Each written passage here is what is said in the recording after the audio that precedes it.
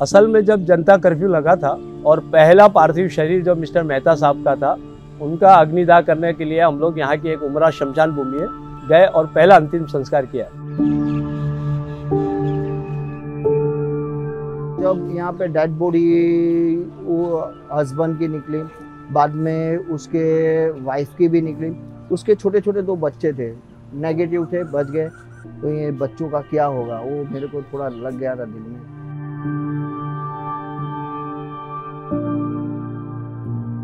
एक दिन ऐसा हुआ कि जहाँ 74 बॉडी का भी हमने यहाँ ही ये ट्रस्ट में 24 आवर्स के अंदर लाए थे।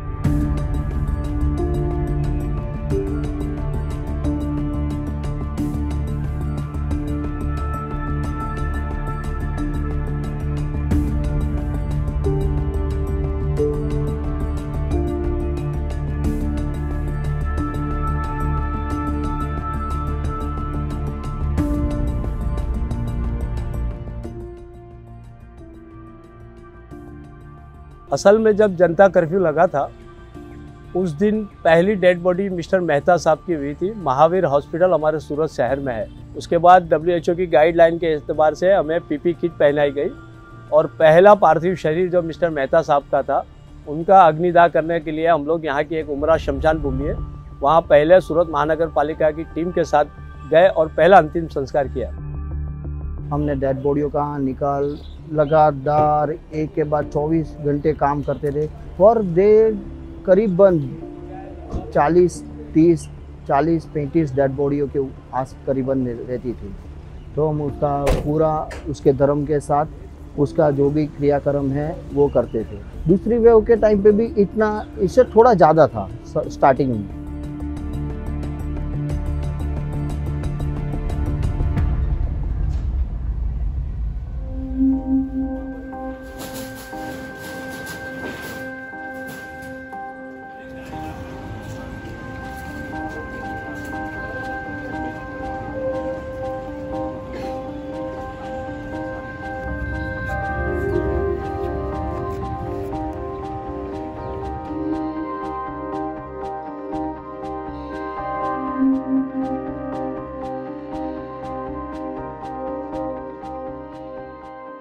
असल तो दुखदायी घटनाएं इतनी हुई है कोरोना में कि आप उसकी पूरी किताब हर शहर के बारे में लिख सकते हो। एक परिवार में 4 लोग हैं, 2 बच्चे हैं और 2 बड़े हैं। रात में 11:30 बजे पहले माँ का डेथ होता है।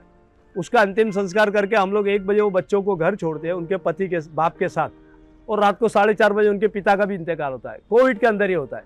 अब सोचिए कि ऐसा माहौल, तो वो परिवार के वो अपार्टमेंट का पड़ोसी उनको कोऑपरेट करने को तैयार नहीं है कोरोना के डर से।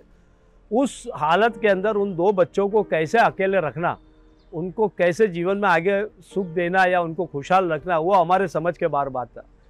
ऐसी तो अनगिनत घटनाएं हैं कि आदमी का, हमारा तो दिलो दिमाग बंद हो गया था। क्षमा याचना करते थे कि प्रभु तू गुस्से में है तो अभी शांत हो जा, हम मानवी इतने शक्तिशाली नहीं है कि तेरा प्रकोप सहन कर सके। एक रांदेर के आदमी एक्सपायर हो गए थे, लगभग 65 के आसपास उनकी एज थी। उनका एक लड़का था, आपको क्या बोलूं मैं शब्दों में नहीं, वो आज भी वो सीन हमारे मगज में, तो हमारे आंख में आंसू आ जाते हैं।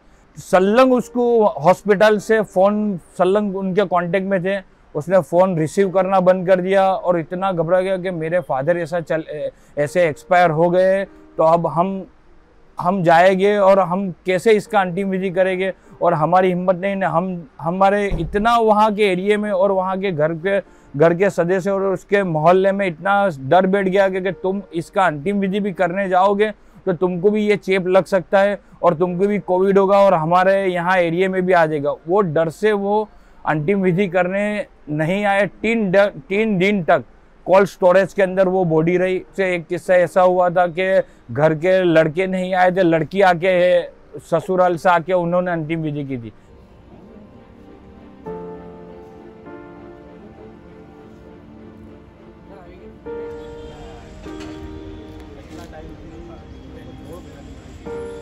अब राजकीय तमाम पार्टी अपने अपने सोर्सेस और अपने अपने काम को लोगों तक पहुंचाती है, लेकिन जनता जो है इस महामारी में हो या आम दिनों में हो, वो अपने जीवन की स्थिति इस तरह रखती है कि वो उसका रोज़मर्रा का जीवन कैसे खुशहाल हो, उसका वर्तमान कैसे खुशहाल हो, उस पर वो ज़्यादा ध्यान केंद्रित करती है। सब अब बीती बातें भूल जाना ही मांगते कि अब वो खो दिया है, वो हो गया है। आर्थिक परिस्थिति ऐसी होती है कि जब 2 महीना 4 महीना आदमी घर होता है तो आप समझ सकते हो कि कैसी परिस्थिति होती है।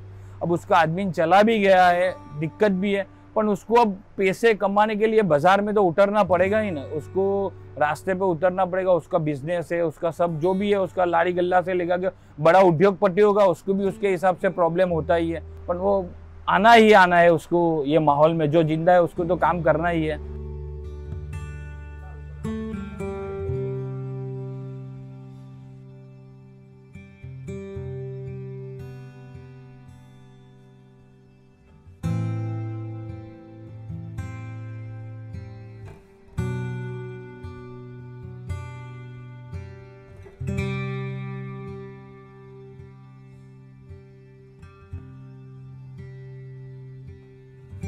काफ़ी परिवार थे जो फैमिली वाले दूर से ही हाथ जोड़ लेते थे, पास भी आना नहीं चाहते थे। जो कल तक गले लग रहे थे एक दूसरे से महामारी के वक्त, शायद वो हाथ लगाने को भी राजी नहीं थे परिवार वाले अपने एक दूसरे परिवार में। हिंदू धर्म में 8 यात्राओं में से सबसे उत्तम यात्रा अंतिम यात्रा है। लेकिन दुख है इस बात का कि हम मानवी लोग इतने दुनिया में लुप्त हो चुके हैं कि इस यात्रा को डरा हुआ महसूस करते हैं। जो पूरा साल हम लोग लावारिस लाशों का अंतिम संस्कार करते हैं, उन तमाम लाशों की अस्थियों को हम साल में एक मरतबा हरिद्वार ले जाते हैं, वहाँ से उनका विसर्जन करते हैं। फिर बाद में राजस्थान के पुष्कर जाकर उनकी आत्माओं की मोक्ष के लिए हम लोग पूजा अर्चना करते हैं। मनुष्य जीवन इसीलिए दिया गया है कि हम दूसरे जीवों के लिए सुखदायी बने। प्रॉब्लम यह है कि हम अभी मानव जीव एक दूसरे के लिए दुखदायी बने हुए हैं। यदि तमाम इंसान, तमाम मानवी दूसरों को सुख पहुँचाने की प्रेरणा ले ले तो शायद समाज की उन्नति और अच्छी और बेहतर हो सकती है।